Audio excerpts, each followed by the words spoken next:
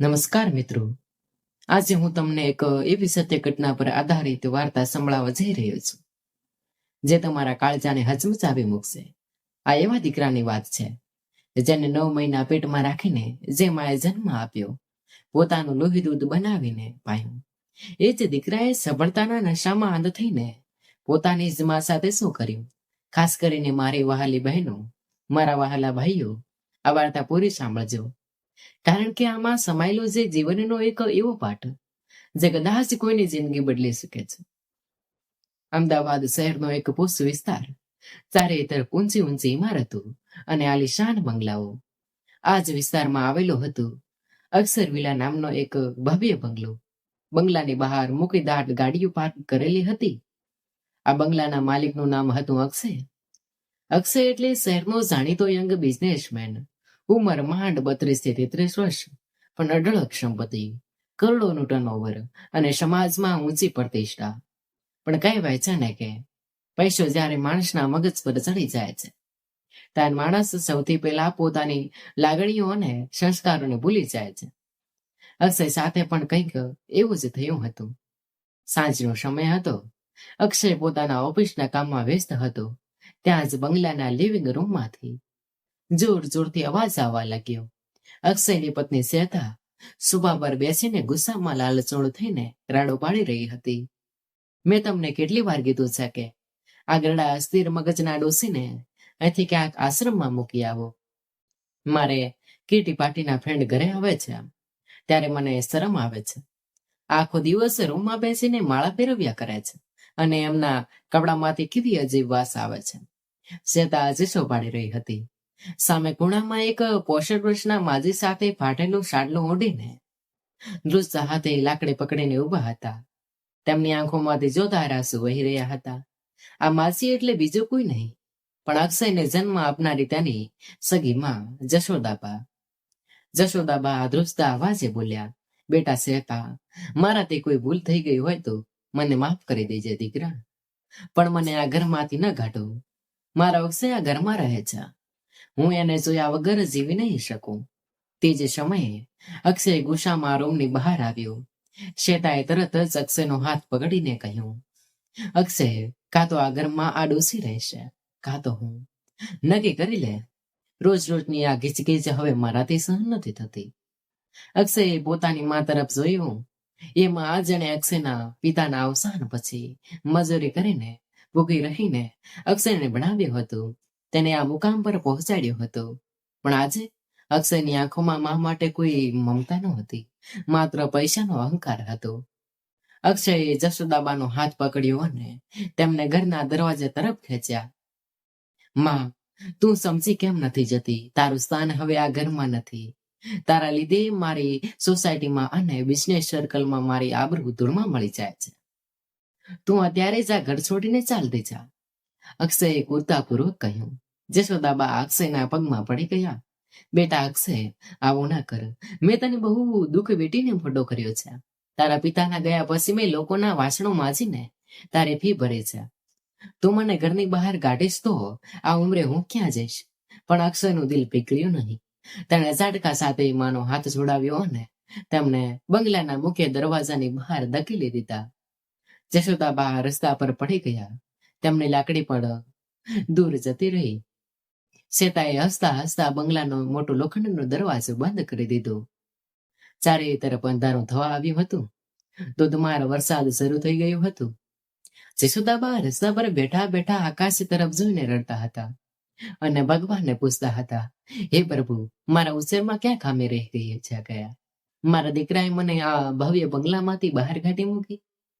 તે રાત્રે જશોદાબા ક્યાં ગયા? કોઈને ખબર ન પડે. વર્ષો વીતી ગયા. સમય ક્યારેય એક સરખો નથી રહેતો. જે જશોદાબા અક્ષય કરોડના રૂપિયામાં ખૂને થઈને ફરતો હતો, તેના પર કુદરતનો એવો કોપ આવ્યો કે તેનું બધું જ બરબાદ થઈ ગયું.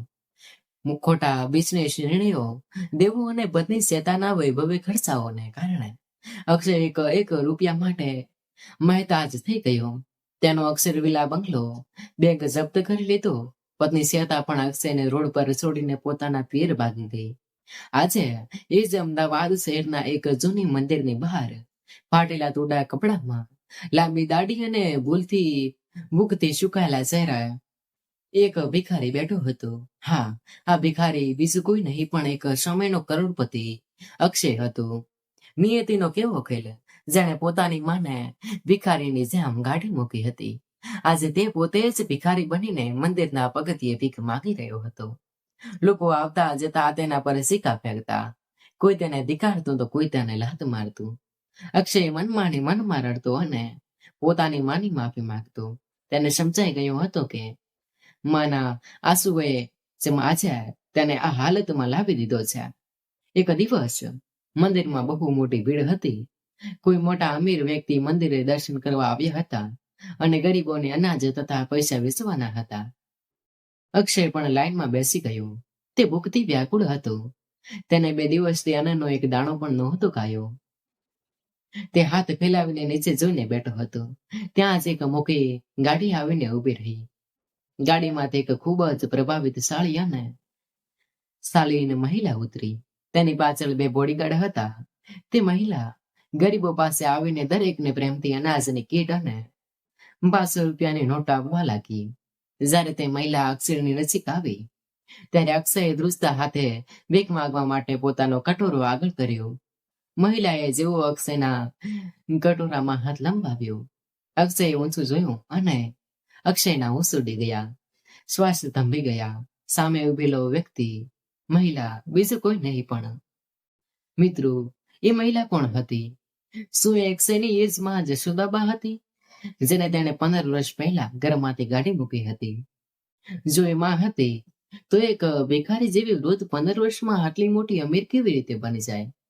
અને જો એ માં નહોતી તો એ કોણ હતું જેના અવાજથી અક્ષયના પગ નીચેથી જમીને સરકી ગઈ? અક્ષય ફાટી આંખે એ મહિલા તરફ જોઈ રહ્યો હતો. તેનો શ્વાસ અદર થઈ ગયો હતો. હૃદયના ધબકારા વધી ગયા હતા. એ મહિલાનો ચહેરો, એ આંખો અક્ષય માટે બહુ જાણીતી હતી. પણ આ કેવી રીતે શક્ય બને? સામે ઉભેલી મહિલા બીજું કોઈ નહીં પણ અક્ષયની સગી નાની બહેન અંજલિ હતી. અંજલિ? અક્ષયના સુકાયેલા મોઢામાંથી માંડ આ શબ્દ નીકળ્યો. અંજલિએ પણ જ્યારે ભિખારીના વેશમાં રહેલા એ માણસના ચહેરા તરફ ધ્યાનથી જોયું ત્યારે તેના હાથમાંથી અનાજની કીટ નીચે પડી ગઈ. અંજલિની આંખોમાં આશ્ચર્ય અને આઘાતના ભાવ આવી ગયા. જે ભાઈ ક્યારેય બ્રાન્ડેડ કપડા વગર બહાર નહોતો નીકળતો, જેની આસપાસ નોકરોની ફોજ રહેતી હતી, તે ભાઈ આજે ધૂળથી ખરડાયેલો ફાટેલા કપડામાં ભીખ માંગી રહ્યો હતો. ભાઈ, તમે આ હાલતમાં? અંજલિનો અવાજ ધ્રુજી ઉઠ્યો. તેની આંખોમાંથી આંસુ વહેવા લાગ્યા. અક્ષયે શરમ અને પસ્તાવાના કારણે પોતાનું માથું નીચે કરી લીધું. તે રડવા લાગ્યો. જે બહેનોને તેણે માની સાથે જ ઘરની બહાર ગાડી મૂકી હતી, આજે તે જ બહેન તેની સામે એક મોટી ઓફિસર અથવા અમીર ઘરની વહુ તરીકે ઊભી હતી. અહીં વાર્તામાં એક મોટું ફ્લેશબેક છે જે શ્રોતાઓએ જાણવાનું બહુ જરૂરી છે. 15 વર્ષમાં જ્યારે અક્ષયે લગ્ન કર્યા અને શ્વેતાના આ ઘરમાં આવી ત્યારે માત્ર જશોદાબા જ નહીં પણ અક્ષયની નાની બહેન અંજલિ પણ એ જ ઘરમાં રહેતી હતી. અંજલિ ત્યારે કોલેજના છેલ્લા વર્ષમાં ભણતી હતી. શ્વેતાએ અંજલિ પણ આંખમાં કાણાતી હતી, જેમ પૂછવા લાગી હતી. અક્ષયે શ્વેતાના કહેવા પર અંજલિને એક જ ધાટકે કહી દીધું હતું, તારા ભણવાનો અને લગ્નનો ખર્ચ ઉપાડવાની મારી કોઈ જવાબદારી નથી. તું તારું જોઈ લેજે. અંજલિ રડતી રડતી ઘર છોડીને ચાલી ગઈ હતી અને તેના થોડા જ મહિનાઓ પછી અક્ષય માં જશોદાબાને પણ ઘરમાંથી ગાડી મૂક્યા હતા. વર્તમાનમાં અંજલિએ અક્ષયનો હાથ પકડ્યો અને તેને ઊભો કરવાનો પ્રયત્ન કર્યો. ભાઈ, ઊભા થાઓ. તમે અહીં રસ્તા પર? આ બધું કેવી રીતે થયું? ભાભી ક્યાં છે? તમારો એ મોટો બંગલો ક્યાં છે? અક્ષય ધ્રુજતા અવાજે બોલ્યો, અંજલિ, મને માફ કરી દે બહેન. મેં તારી અને મા સાથે જે શાપ કર્યો છે ને આ એ જ એની જ સજા કુદરતે મને આપી દીધી છે. મારું બધું જ બરબાદ થઈ ગયું છે. છતાં પણ મને છોડીને ચાલી ગઈ. હું રોડ પર આવી ગયો. અંજલિ, રોડ પર આવી ગયો. અક્ષય અંજલિના પગ નીચે પકડીને નાના બાળકની જેમ રડવા લાગ્યો. અંજલિનું દિલ ભલે ભાઈના વલણ તે દુખાયેલું હતું, પણ તે એક બહેન હતી. તેના સંસ્કાર તેની ભાઈને આ હાલત પર રોડ પર છોડવાની મંજૂરી નહોતા આપતા. અંજલિએ અક્ષયને શાંત રાખ્યો અને કહ્યું, ભાઈ રડો નહીં. જે થયું તે કુદરતનો ન્યાય હતો, પણ તમે આ હાલતમાં અહીં નહીં રહો. ચાલો મારી સાથે મારા ઘરે. અક્ષયે આશ્ચર્યથી પૂછ્યું, તારું ઘર અંજલિ? તું આટલી મોટી ગાડીમાં આટલી અમીર કેવી રીતે બની ગઈ? અને અક્ષયના અવાજમાં એક ગભરાટ હતો. અંજલિ, આપણી માં ક્યાં છે? માં જીવે છે કે? અંજલિની આંખો ભરી ભીની થઈ ગઈ. તેણે ઊંડો શ્વાસ લીધો અને કહ્યું, ભાઈ, માં જીવે છે અને માં અત્યારે મારી સાથે જ રહે છે. જ્યારે તમે માને ઘરમાંથી કાઢી મૂક્યા ત્યારે માં રડતા રડતા એ જ રાત્રે મારી હોસ્ટેલ પર આવી ગયા હતા. અમે બંનેએ બહુ સંઘર્ષ કર્યો છે કે ભાઈ. મેં દિવસ રાત મહેનત કરીને ભણવાનું પૂરું કર્યું, મોટી સરકારી નોકરી મેળવી અને આજે હું એક સારા ઘરની વહુ છું. આ બધું માના આશીર્વાદથી જ શક્ય બન્યું છે. માં દેવતી છે. એ સાંભળીને અક્ષયના હૃદયમાં એક આશાનું કિરણ જાગ્યું, પણ સાથે જ ઘોર પસ્તાવો થયો. શું માં મને માફ કરશે અંજલિ? મેં તેને સાથે બહુ મોટો અન્યાય કર્યો છે. એ તો ઘરે જઈને મા પાસે જઈને જ ખબર પડશે. ભાઈ, ચાલો મારી સાથે. અંજલિ અક્ષયને પોતાની આલીશાન ગાડીમાં બેસાડીને પોતાના ઘરે લઈ ગઈ. ગાડી એક મોટા સુંદર બંગલાની સામે આવીને ઊભી રહી. બંગલાના નામની પ્લેટ પર લખ્યું હતું, માતૃ આશીષ. અક્ષય ગાડીમાંથી ઉતર્યો. તેના પગ ધ્રુજતા હતા. અંજલિ તેને ઘરની અંદર લઈ ગઈ. ઘરનું વાતાવરણ એકદમ શાંત અને ભક્તિમય હતું. લિવિંગ રૂમમાં જતા જ અક્ષયની નજર સામેના સોફા પર પડી ગઈ. ત્યાં સફેદ સુતરાઉ ગાડી પહેરીને આંખો બંધ કરીને માળા પહેરવેલી એવી મહિલા વૃદ્ધ બેઠા હતા. હા, એ જશોદાબા હતા. 15 વર્ષમાં ખૂબ જ ઘરડી થઈ ગઈ હતી. ચહેરા પર ગરફલીઓ પડી ગઈ હતી, પણ તેના ચહેરા પર એક અજીબ શાંતિ અને તેજ હતું. અંજલિએ ધીમેથી કહ્યું, માં, જો કોણ આવ્યો છે? જશોદાબાએ ધીમેથી આંખો ખોલી. અક્ષય ફાટેલા કપડામાં ધ્રુજતો માની સામે ઊભો હતો. અક્ષયે માના ચહેરા તરફ જોયું અને તેની આંખોમાંથી શ્રાવણ ભાદરવો વહેવા લાગ્યો. માં, ઓ માં! અક્ષય દોડીને માના પગમાં પડી ગયો. તે માના પગ પકડીને જોર જોરથી રડવા લાગ્યો. માં, મને માફ કરી દે. હું પાપી છું, હું નરાધમ છું. મેં તને ઘરની બહાર કાઢી. આજે ભગવાને મને ભિખારી બનાવી લીધો. માં, મને તારા ચરણોમાં જગ્યા આપી દે. જશોદાબાએ પોતાના ધ્રુજતા હાથે અક્ષયના માથા પર હાથ મૂક્યો. એક માં ગમે તેટલી દૂર ઊભી હોય, પણ દીકરાની આ હાલતમાં જોઈને તેનું કાળજું કંપી ઉઠે છે. જશોદાબાની આંખોમાંથી પણ આંસુ નીકળી ગયા. તેમણે અક્ષયને ઊભો કર્યો અને તેના ચહેરા પરથી ધૂળ સાફ કરતા કહ્યું, અક્ષય, મારો અક્ષય બેટા, તારી આ શું હાલત થઈ ગઈ છે? તે જમ્યું કે દીકરા?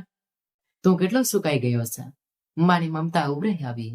અક્ષયે રડતા રડતા કહ્યું, માં, તું હજુ પણ મારી ચિંતા કરે છે? મેં તને રસ્તા પર રડતી છોડી દીધી હતી.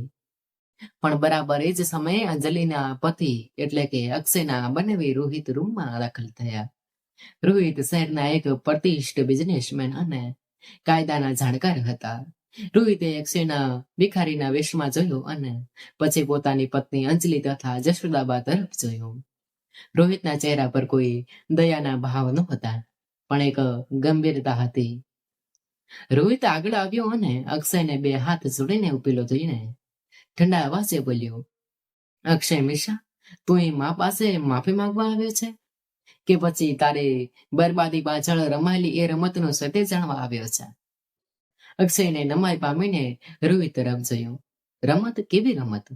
રોહિતે એક કટોકટી ભર્યું સ્મિત હતું અને કહ્યું, અક્ષય, તને શું લાગે છે કે તારો કરોડોનો બિઝનેસ એમ જ અચાનક ડૂબી ગયો? તારી પત્ની શ્વેતા તને એમ જ છોડીને ભાગી ગઈ? તારો એ આલિશાન બંગલો અક્ષય વિલાસે બીકે જપ્ત કર્યો છે? તને ખબર છે એ બંગલાની બેંકની હરાજીમાં એ બંગલો કોણે ખરીદ્યો છે? અક્ષય આગતા હાથથી રોહિત તરફ જોઈ રહ્યો હતો. રૂમમાં એકદમ સન્નાટો છવાઈ ગયો. મિત્રો, રોહિત કઈ રમતની વાત કરી રહ્યો હતો. અક્ષયના કરોડોના બિઝનેસને બરબાદ કરનાર પાછળ કોનો હાથ હતો? અને અક્ષયનો એ આલિશાન બંગલો રાજીમાં ખરીદનાર રહસ્યમય વ્યક્તિ કોણ છે? શું આ બધી બરબાદી પાછળ માં અને બહેનનો કોઈ ગુપ્ત પ્લાન હતો, કે પછી કહાનીમાં કોઈ ત્રીજું પાત્ર છે જેને અક્ષયની જિંદગી નરક બનાવી દીધી? રોહિતના શબ્દો સાંભળીને અક્ષયના પગ નીચેથી જમીન સરકી ગઈ. તેનો રડતો ચહેરો હવે આશ્ચર્ય અને ભયથી ફીકો પડી ગયો હતો. રોહિત, તું આ શું કહી રહ્યો છે? કઈ રમત? મારો બિઝનેસ તો માર્કેટમાં મંદીના લીધે અને મારા ખોટા નિર્ણયોના લીધે ડૂબ્યો છે. એમાં કોઈની રમત કેવી રીતે હોઈ શકે? અક્ષયે ધ્રુજતા અવાજે પૂછ્યું. રોહિતે સોફા પર બેસીને ટેબલ પરથી એક ફાઇલ ઉઠાવી અને અક્ષયની સામે જોયું. અક્ષય, તું બિઝનેસના નશામાં એટલો અંધ થયો હતો કે તને તારા પોતાના ઘરના શત્રુઓ ન દેખાયા. આ ફાઇલ જો, આમાં એ દરેક ટ્રાન્ઝેક્શનની વિગતો છે. જાણે તારી કંપનીને લોસમાં બતાવીને રાતોરાત બરબાદ કરી દીધી. અક્ષયે ધ્રુજતા હાથે ફાઇલ ખોલી. જેમ જેમ તે પાના ફેરવતો ગયો તેમ તેમ તેની આંખો મોટી થઈ ગઈ હતી. ફાઇલમાં તે જ કંપનીના પાવર ઓફ એન્ટની અને શેર ટ્રાન્સફરના કાગળો હતા, જેના પર સહીઓ થયેલી હતી. અને એ સહીઓ કરનાર બીજું કોઈ નહીં પણ તેની પત્ની શ્વેતા અને તેનો ખાસ મિત્ર તથા બિઝનેસ પાર્ટનર વિક્રમ હતા. આ કેવી રીતે બને? શ્વેતા અને વિક્રમ અક્ષય આગધાતમાં બોલી ઉઠ્યા. રોહિતે ગંભીર અવાજે કહ્યું, હા અક્ષય, જે પત્નીના કહેવા પર તે તારી સગી માને રસ્તા પર ભીખ માંગવા માટે છોડી દીધી હતી, અને જે મિત્ર પર તું આંધળો વિશ્વાસ કરતો હતો, એ બંને છેલ્લા 5 વર્ષથી ચારી પાછળ કાવતરો રચી રહ્યા હતા. શ્વેતા તારા પિયર ભાગી નથી ગઈ. તે વિક્રમ સાથે તારા જ પૈસા પર એશ કરી રહી છે. તારી કંપનીની બધી મોટી પ્રોપર્ટી અને બેંક બેલેન્સ તેમણે પોતાના નામે ટ્રાન્સફર કરાવી લીધા હતા અને તારા માથે કરોડોનું દેવું નાખી દીધું છે, જ્યાંથી બેંક તને રોડ પર લાવી દે.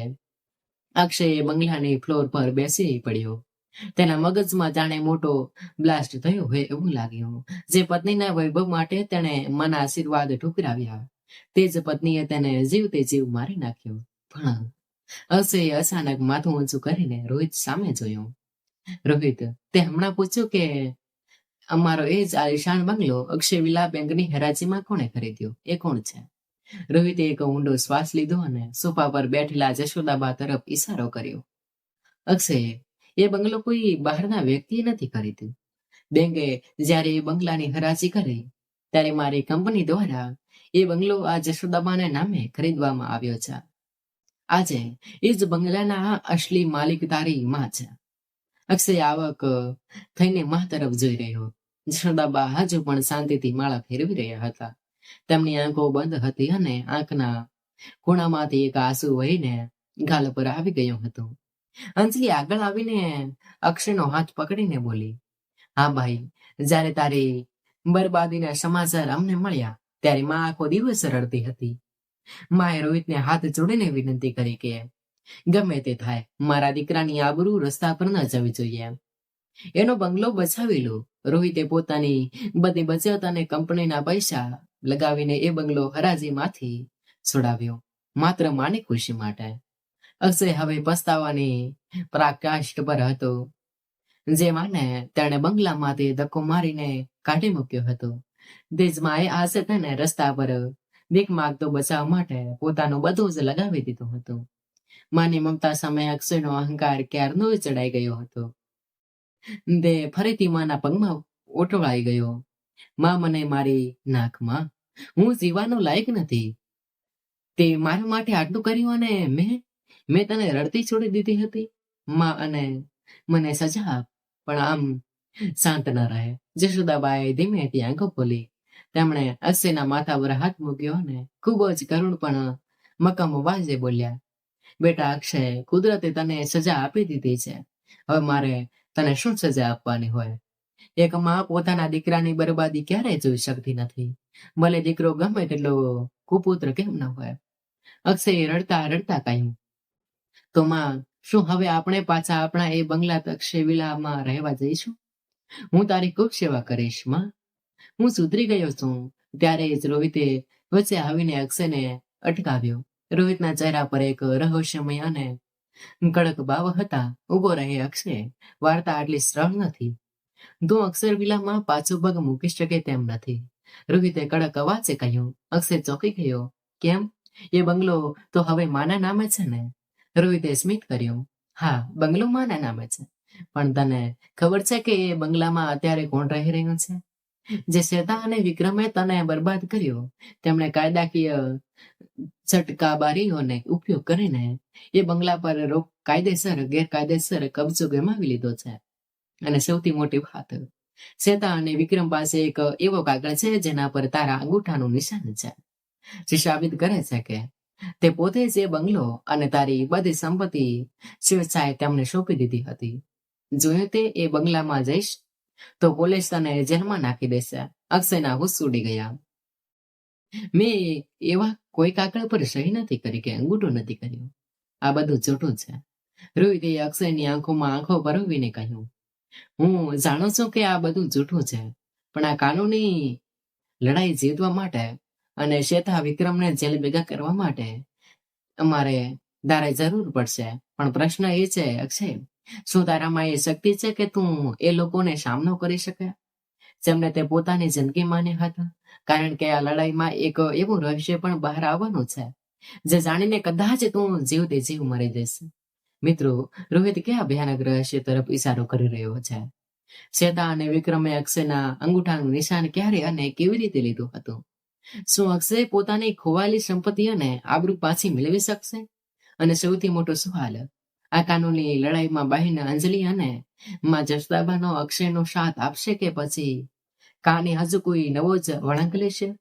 રોહિતની હોશિયારી સાબિત થયું કે અક્ષયના અંગૂઠાનું નિશાન ત્યારે લેવામાં આવ્યું હતું જ્યારે તેને ઊંઘની ગોળીઓ આપવામાં આવી હતી. આ રહસ્ય ખુલતા જ પોલીસની મદદથી શ્વેતા અને વિક્રમે જેલના સળિયા પાછળ ધકેલી દેવાયા. અક્ષય વિલા ફરીથી જશોદાબાને નામે થયો. અક્ષય માં પાસે રડીને માફી માંગી. આજે અક્ષય કરોડોનો માલિક તો નથી, પણ પોતાની માં અને બેન સાથે એક સામાન્ય અને સુખી જીવન જીવી રહ્યો છે. મિત્રો, આ વાર્તાનો બોધ છે. મિત્રો, ભય શું એવો હોય છે કે પણ જે મા બાપને ઠુકરાવે છે એ ક્યારેય સુખી નથી થતું. માં પોતાનું સ્થાન દુનિયામાં સર્વોચ્ચ છે, તેમણે ક્યારેય ન ભૂલતા. મિત્રો, આશા રાખું છું કે તમને આ વાર્તા પસંદ આવી હશે. જો પસંદ આવી હોય તો વિડીયોને લાઈક કરી કોમેન્ટમાં જરૂર જણાવજો. અને હા, આપણી ચેનલને અવશ્ય સબસ્ક્રાઇબ કરજો. ધન્યવાદ.